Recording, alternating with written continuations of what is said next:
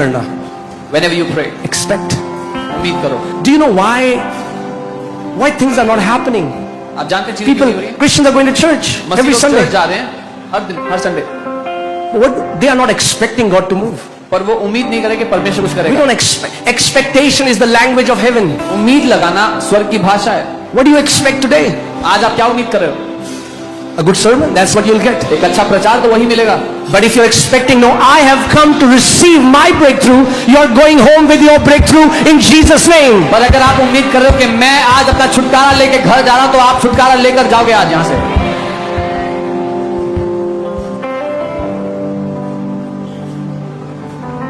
Amen. The words in your mouth are powerful.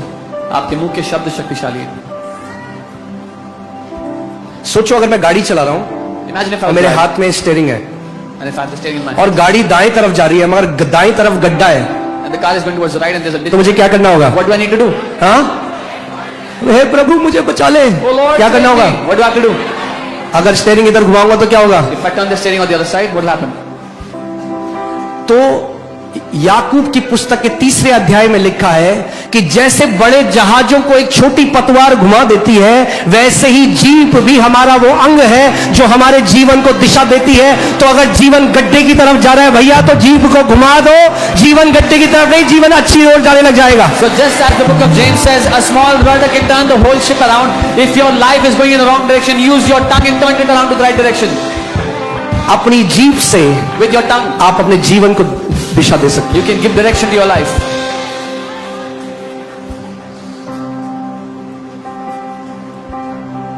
Jesus has made you the captain of your ship. यीशु ने आपको अपनी ship का कप्तान The बनाया। Holy Spirit is your helper, पवित्र आत्मा आपका सहायक है, but He is not your substitute. पर वो आपकी जगह नहीं लेगा। He is the helper. He'll help you, वो सहायक है, सहायता करेगा, but He'll not do it for you. पर आपके लिए नहीं करेगा जो करना है। आप देखते पवित्र आत्मा आज बड़ी थक लग रही है, आप मेरे 8 घंटे प्रार्थना कर दे। You say, Holy Spirit, I'm very tired. You pray 8 hours for me. पवित्र आत्मा बोलेगा मैं तेरी प्रार्थना करूंगा, प्रार्थना तू करेगा, मैं तेरे द्वारा करूंगा मगर करेगा तू, Holy Spirit will say, I will pray through you, but you will have to pray.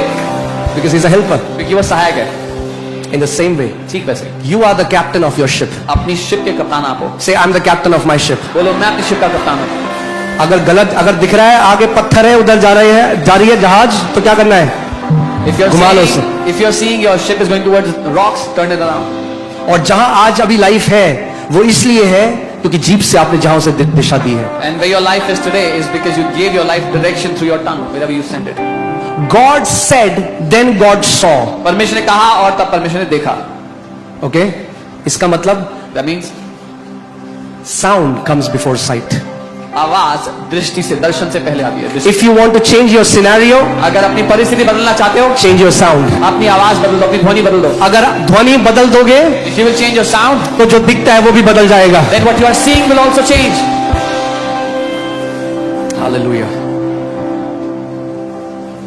Did we learn something? कुछ सीखा? Can we make declarations for some time? कुछ समय घोषणा करें। सबसे पहली बात ध्यान से सुनिए। The first thing, hear carefully. If you do anything without faith, it's a dead religious ritual. अगर आप कुछ भी बिना विश्वास के करते हो तो वो एक मरा हुआ धार्मिक काम है। घोषणा करना बिना विश्वास के मरी हुई घोषणा है। Declaring without faith is dead declarations.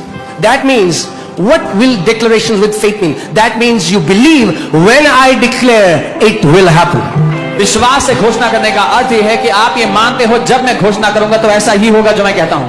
I already believe I have it, but I will have it in my hand. मैं पहले से ही मानता हूं कि मुझे मिल चुका है, लेकिन मेरे हाथ में वो बात आ जाएगी जिसके लिए मैं बोल रहा हूं। नीति वचन 18:21 में लिखा है जीवन और मृत्यु कहां पे है? Proverbs 18:21 it says life and death are in the power of the tongue. What would happen if some believers will go to heaven? क्या होगा जब कुछ विश्वासी जब स्वर्ग जाएंगे और स्वर्ग जाके परमेश्वर उनको बोलेगा बेटा ये तो तेरी बीमारी थी ना, and in heaven God will tell them, son, your sickness ये तूने अपने मुंह से अपने शरीर में लाई। you brought it in your body with your own mouth. Some people curse themselves, curse their kids. कुछ लोग अपने आप को श्राप देते हैं अपने I बच्चों know को a श्राप young देते man हैं। very close to my family. मैं एक जवान व्यक्ति भी जानता हूं मेरे परिवार के करीब। He had a breakup with his girlfriend उसकी गर्लफ्रेंड से उसका ब्रेकअप हो गया and he used to curse himself day and night. वो दिन रात अपने आप को श्राप देता था। Within few months he got this deadly cancer कुछ ही महीनों में उसको जानलेवा कैंसर हो गया and he died with that. और मर गया उससे वो। जीवन और मृत्यु मनुष्य की जीभ में परमेश्वर ने रखा। Life and death God has placed in the और power. बाइबल कहती है जो उसको काम में लाना जानता है, अरे हमें लगता है हमें जीप को काम में लाना आता है। And the Bible says, he who knows how to make use of it. अरे जीप केवल छोले भटूरे खाने के लिए और गोलगप्पे खाने के लिए नहीं है। Tongue is not just for eating food. Jeep जीवन की घोषणा करने के लिए परमेश्वर ने दिया हमें। God has given us a tongue to declare life. जो उसे काम में लाना जानता है वही उसके फल भी खाएगा। यानी अगर फल खाने हैं तो पहले उसे काम में लाना सीखना पड़ेगा। He who knows how to use it will eat its fruit. So if you want to eat its fruit, you have to learn how to use it. इसका मतलब कई लोगों को अपनी जीभ को काम में लाना नहीं आता। That means many people don't know how to use their tongue. Words are not just for communication. शब्द केवल बातचीत के लिए नहीं है, Words are for creation. शब्द सृष्टि करने के लिए दिए गए हैं।